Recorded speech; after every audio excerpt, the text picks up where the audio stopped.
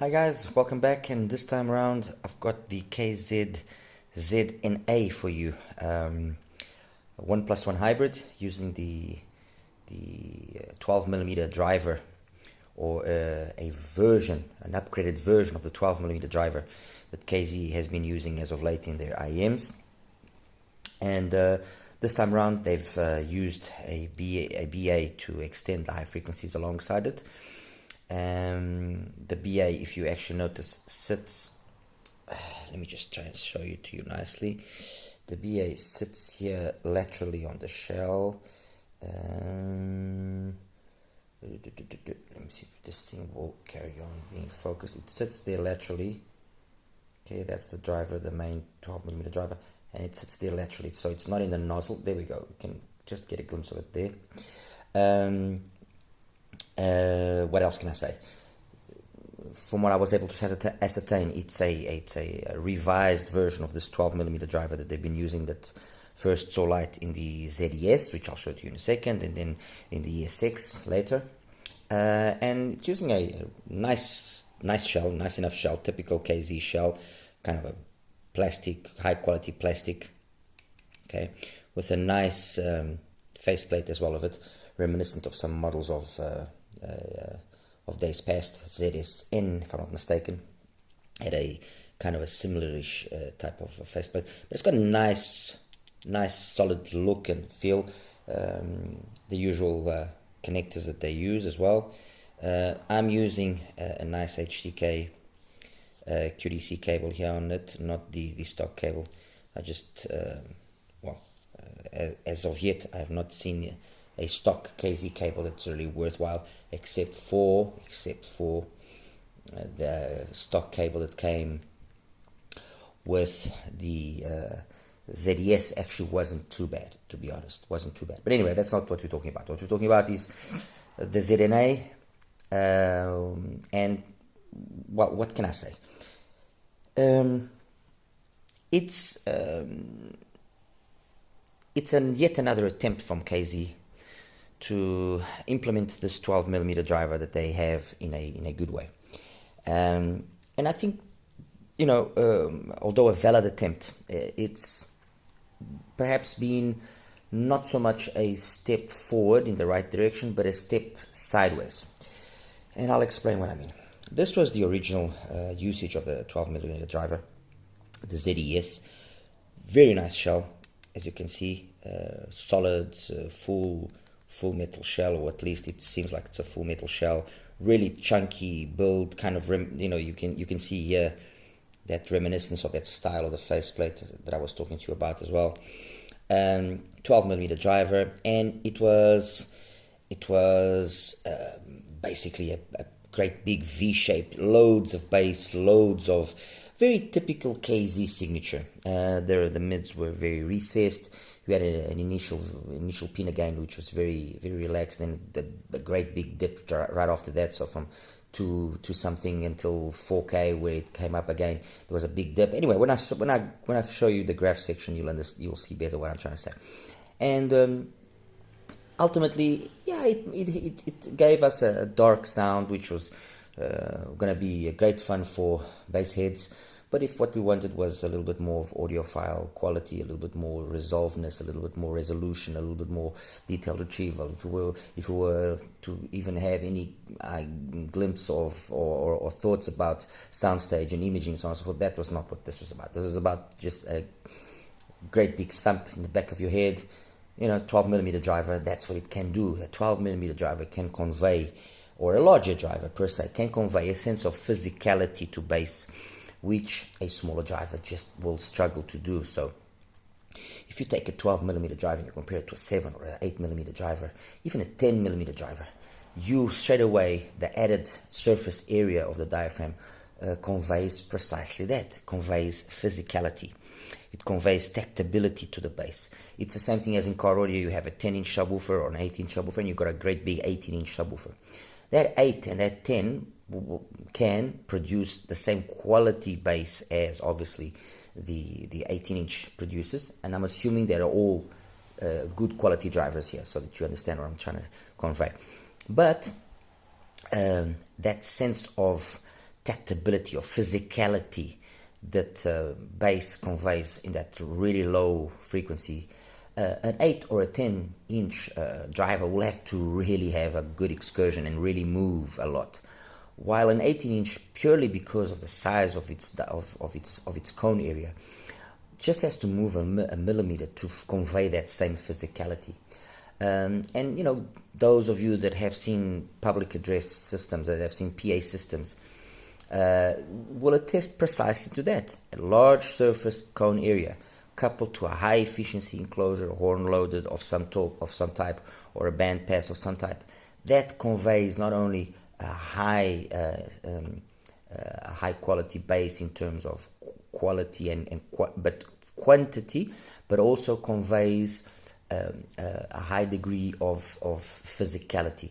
That's why as well, for example, so that you can better understand what I'm trying to convey, when you see open baffle design speakers, usually the bigger the cone area, the more that sense of physicality of the bass is able to be produced. If you have an open baffle, which in case some of you might not know what is an open baffle basically is just a board, okay, that should or have certain dimensions so that the sound of the front wave does not cancel the sound of the rear wave.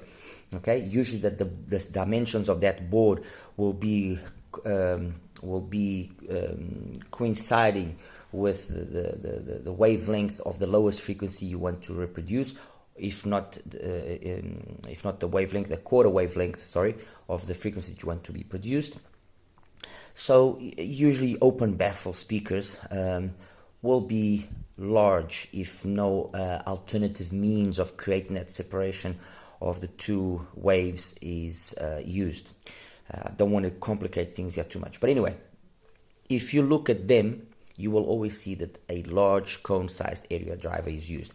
You will not see an open baffle driver of 8 inch, or very seldomly will you see an 8 inch open baffle driver, or a 6.5 inch, or anything of the sort. No, you will always see that they are at the very least, to have some sense of physicality, they will at least be 10 inch.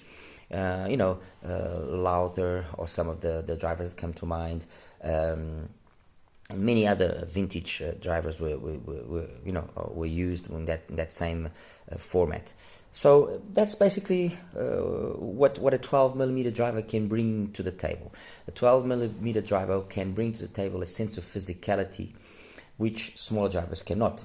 However, careful attention must be paid to the way you tune it so that it doesn't become overpowering. And by that, I mean, for example, and I'll give you another very concrete example. BQ-EYZ Autumn uses a 13 millimeter driver. You see, or you hear that earphone in the configuration where the bass is in stock format, so not boosted in any way, and it's got a ton of bass. If you then use a different filter which is going to emphasize the bass, honestly, it just becomes overpowering, because it's just so much that it just overpowers the rest of the frequency. And that's exactly what's happening here. They've tuned the bass on the ZES like they were tuning the bass on maybe a 10 or a 9 or an 8 millimeter driver. So they're giving it a great big boost, and that great big boost comes at a price that then the rest of the frequencies can't keep up, especially in the case of this here, where the mids are really recessed. They really are recessed. So the ZES was what it was, period. Okay, well built, well constructed, but the tuning left something to be desired. Anyway, that was the first attempt. Then a couple of months ago, they came out with the ESX. A big step forward. Although the bass was increased as compared to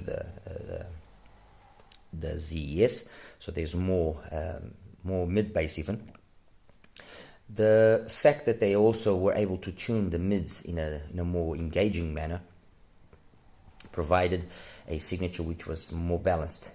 It was still V-shaped, it was still really full in the bass, but somehow, because you now had more mids in the mix to kind of compensate for it, especially upper mids. There was just more energy in that whole area, and none of those dips, which when you see the graphs just now, you'll understand.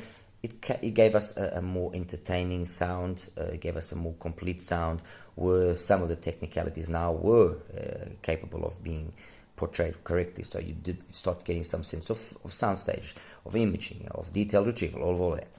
So this was a big improvement. I myself actually did a small little retune on it, on a set that I have here, and the way that I was able to retune it, what I basically did was kind of left the same mid bass that it had, just boosted slightly the sub bass, just give it a little bit of a touch, but I was able to increase the energy in the area of 3.5 to 5.5, 6K, just increase it slightly. Overall, the whole balance of this little tweak made the sound a little bit more open, a little bit more detailed, not as closed in, and it's a mod that I think really made sense. At least I enjoy it very much. So enter now the ZNA, and they've kind of basically it's very safe to say they've basically maintained the tuning, okay, in the bass and in the mids that the ESX had, and they've just added a BA to then convey that sense of air, that sense of detailed retrieval, of imaging, of space to the tuning. Was it successful? In my opinion, yes and no. Yes, in the sense though that it created a V-shape, another V-shaped IEM in terms of its signature, bass signature. Yes, but at the same time, the highs that are now present, or highs which are somewhat, and take this with a grain of salt, somewhat fake. They are colored, but you know, there's IEMs which are colored, but they are colored in a nice manner, and it's actually pleasant, and it's, you know, this is colored in a way that with a lot of music genres I found, and especially with female voices, I found that it wasn't exactly, it just wasn't there. It was just too forward, and the whole problem, in my opinion, starts not so much with the way that the BA was tuned or integrated with the DD, but with the way that the bass is once again being implemented. Because by having the humongous amount of bass output that this driver can put forth, you are forced to try and, if you want to try and create some sort of balance, to then overemphasize the high frequencies. So the BA, instead of working in a much more relaxed manner, in a way where, in my opinion, you wouldn't even perhaps feel that it's present there, especially if you take the ESX and you're swapping them out and listening between the two of them, you know, ESX, ZNA, ESX, ZNA. And if you're doing that kind of very quick swap, you easily pick up on the BA's presence, easily. There's a certain sense of metallicness to the sound, of tizziness, of that colored energy that you don't find in the ESX, and it actually gets, it will be great fun as an IM if you want to just have big, bold, powerful sound, you know, for listening to some EDM or some rap or something that, and you want to take the gym, and you want something that really can take a beating and a pounding, and great for that. If what you want, on the other hand, is an IM which is more capable of certain quality reproduction of music with, you know, then honestly, and I'm being as, you know, honestly, I think the ES6 is able to do most things in that aspect better than the ZNA. And it's a pity, because, you know, it's like I said, and I kind of, I don't want to repeat myself, or, you know, on every aspect, but it's very much this. The bass tuning is the problem of the way that KZ is tuning these 12mm drivers. They, in my opinion, should mellow the output of the 12mm driver, make it a little bit more mellow, a little bit more chilled out. and try and look or obtain out of that 12mm driver more the sense of physicality that it can convey due to its size, and then tune the mids and the highs according to that energy of bass that you will have, that physicality of bass that you're going to have. Do it like that instead of just wanting to make a great big V. Rather do it like that. So basically, what happens here with the ZNA is you go from a dark signature where everything is recessed in this one to a signature where there's a significant increase in terms of mids and upper mids and the way that whole above 1K area is done, so it becomes much more pleasurable to listen, to then an IM where things are overemphasized. So you go from low to mid to overemphasized, and the high frequencies here can become a little bit fatiguing, especially if you listen to it at higher volume. As I said,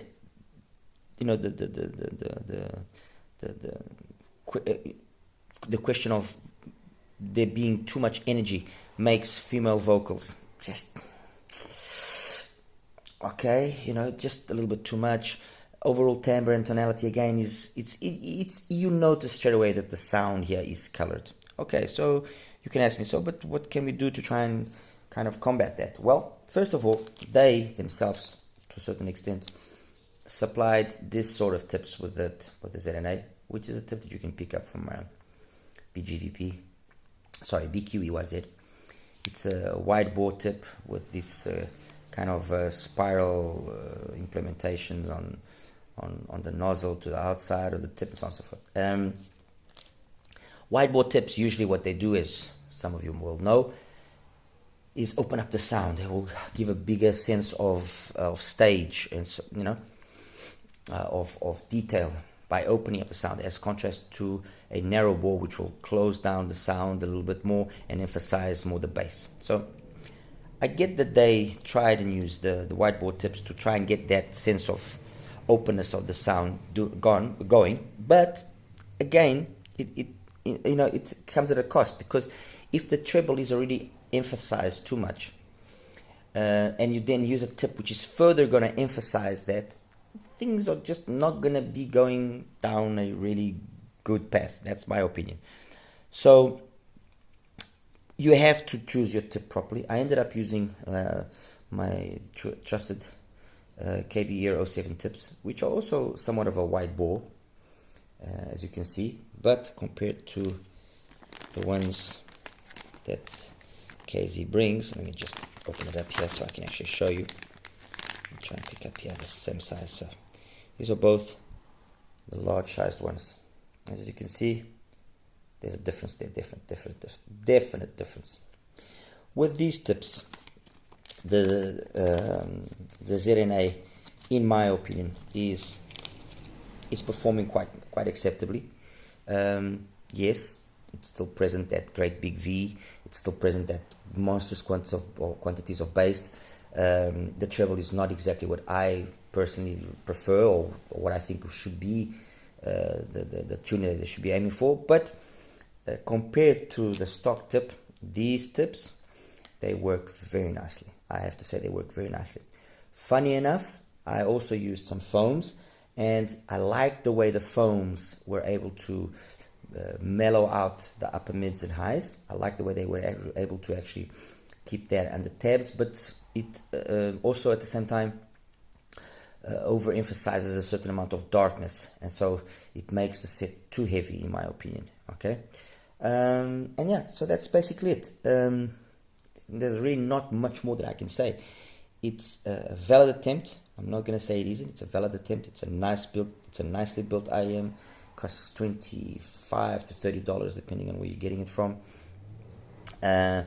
It will sound really good if what you want is a fun IM, capable of just pounding your head away like the ZES and the ESX before it. But in terms of its more mature sound reproduction, this, in my honest and humble opinion, is not an upgrade over the ESX. The ESX is still capable of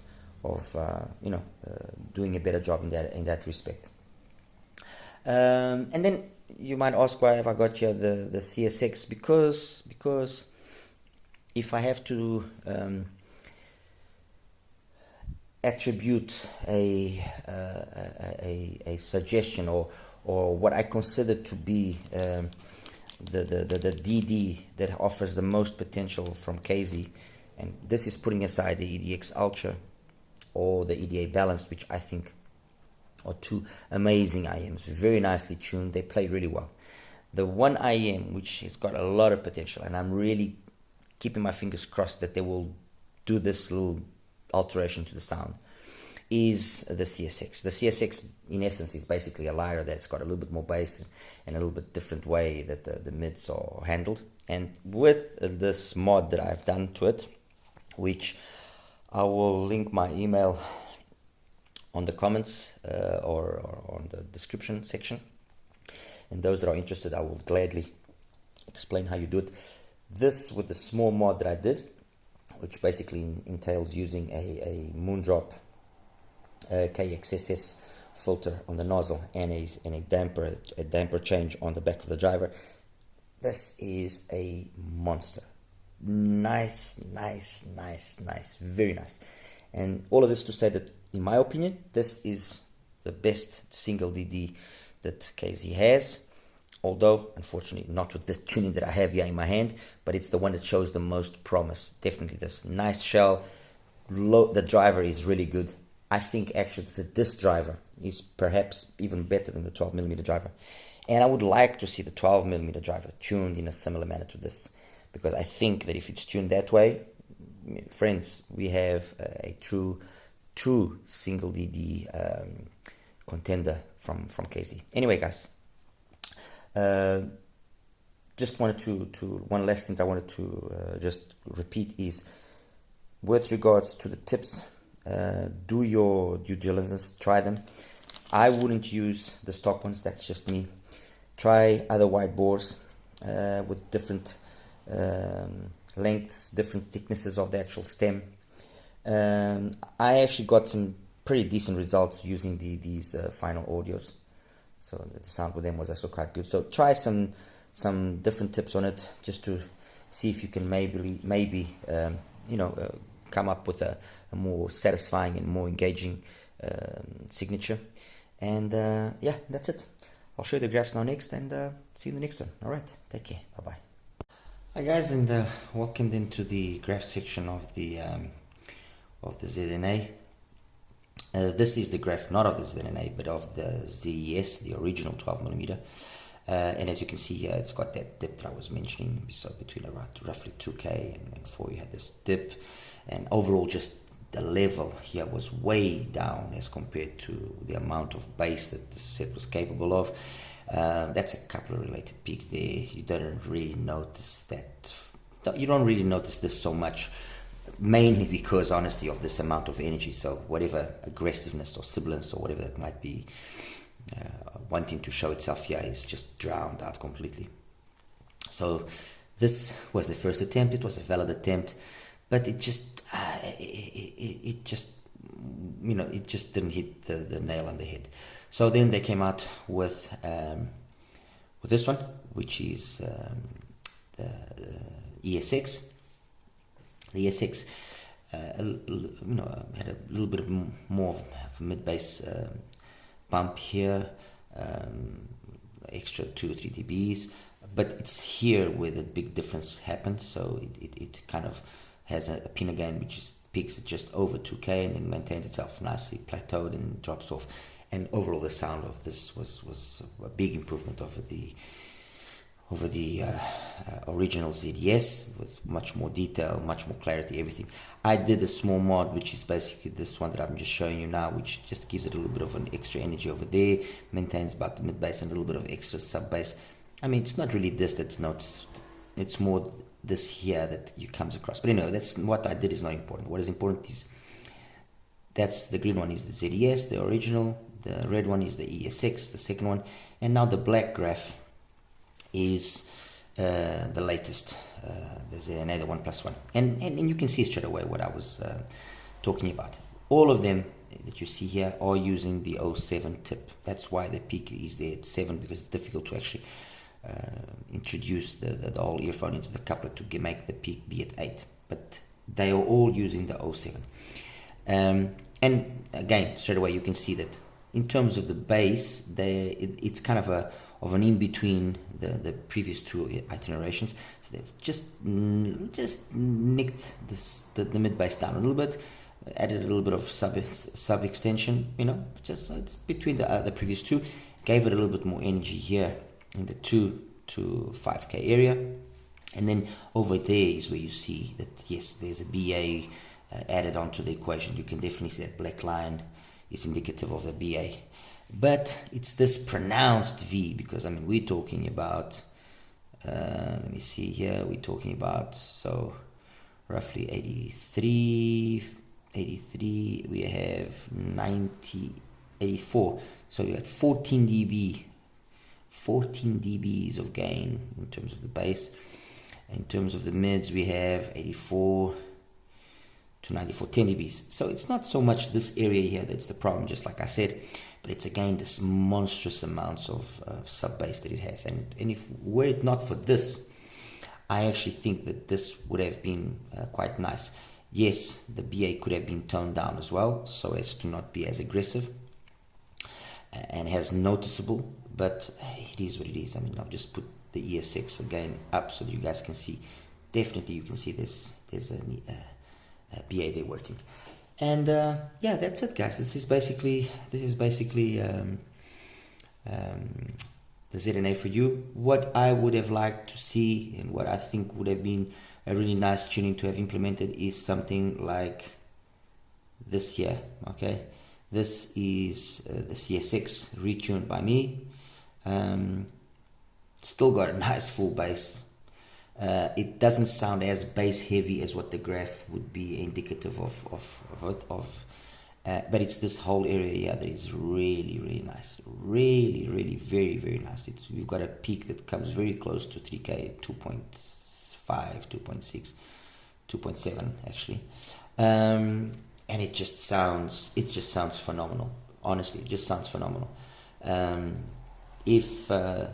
If they are, I mean, just for the sake of comparison, once again, just for you guys to see that it really is something special, I'm just going to put the Trapo Olina SE so you guys can just have a quick comparison. Bear with me a second, sorry.